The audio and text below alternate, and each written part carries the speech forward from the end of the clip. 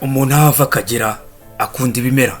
Ibimera ni ingenzi mu kuduha ibiribwa, umwuka wo guhumeka, ibicanwa, imiti n'ibikoresho byo mu ngo.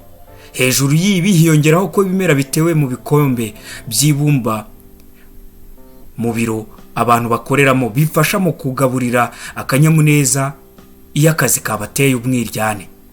Indabo ziri mu bikombe by'ibumba zituma amaso azireba anyurwa n'amabara yazo, uko kunyurwa kukagera no mu bwonko umuntu akumva aguwe neza.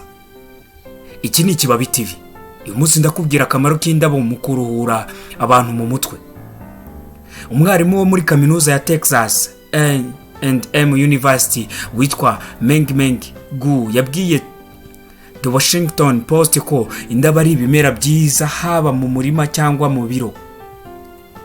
Mbese ngo aho zaba ziteye cyangwa ziteretse hose zinyura amaso y'uzireba cyangwa uzikoraho. Ubushakashatsi bumaze imyaka irenga 10 bwerekana ko mu mico yose y'abantu aho batuye hose ku isi ibimera ari ibinyabuzima bidashobora kubaho batabana nabyo. N'ikimenyimenyi mu gihe Abanyamerika bita Antiquite hari ubusitani bwubatswe i Babuloni bwubatswe n'umwami Nebukadinezari wa kabiri kugira ngo bujye bumushimisha. Umuntu wanditse bwa mbere by'ubu busitani ni umuherezabitambo w'i Babuloni witwa Marduk. Bwabaye kimwe mu bintu bitangaje abantu bo muri kiriya gihe bubatse. Ubusitani babwita Hanging Garden of Babylon. Umubano w'abantu n'ibimera warakomeje kugeza n'ubu. Nta hantu ku isi utasanga ubusitani cyane cyane mu mirwa mikuru. Kubera ko abantu basigaye bakorera mu biro aho baba bitaruye ibimera, ubu abahanga bavuga ko kuzana ibimera mu nzu cyangwa mu biro ari ikintu cyiza gituma umuntu adatandukana nabyo igihe kirekire. Ubushakashatsi buvuga ko iyo umuntu ari kumwe n'ikimera nta minota 20 ishira adatangiye kumva aguwe neza.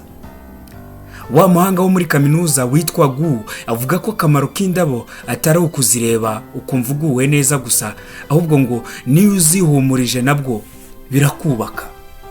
Abantu bakorera mu biro nibo ba mbere bagira ubwonko bukora cyane kandi bugakenera ibituma baruhuka kugira ngo n'ubutaha buzakore. Bamwe iyo bumvise bananiwe banywa ikawa, abandi bakareba video, ariko rero hari n'abahitamo gutembera mu busitani buri hafi aho kugira ngo indabo mu biro zibe zajya mu biro byawe. Ni kimwe mu bintu bifasha abahakorera kumva baguwe neza, imbaraga zikabagarukamo mu bugingo. Birumvikana, ariko bimwe mu bituma umukozi wo mu biro akora tuje ari umukoresha we utamuhoza ku nkeke kandi umuhembera igihe akamufata nk'umufatanyabikorwa aho kuba umugenerwa. Bakoresha icyatuma umukozi nanone abona kumwitayeho. Kugira indabyo mu biro nabyo ni kimwe mu bintu by'ingenzi. Muri rusange indabo ni ibimera ni ibinyabuzima dukesha byinshi kandi twagombye kubana nabyo neza aho ari hose, haba mu biro, haba mu busitani, haba mu gutembera. Ubuzima bwose bwa muntu bukaba burimo indabyo. Utaretse n'ibyo, indabyo zikorwamo ibindi bintu bitandukanye nk'imibavu n'ibindi byinshi. Reka ngushimire wowe wakoze subscribe ku Kibabi TV ndetse nawe wakoze share. Aya ni amateka y'ibimera ndetse n'akamaro kabyo ku Kibabi TV.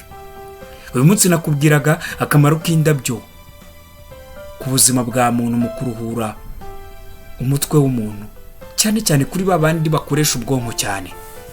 Ndabakunda, nitwa Fred.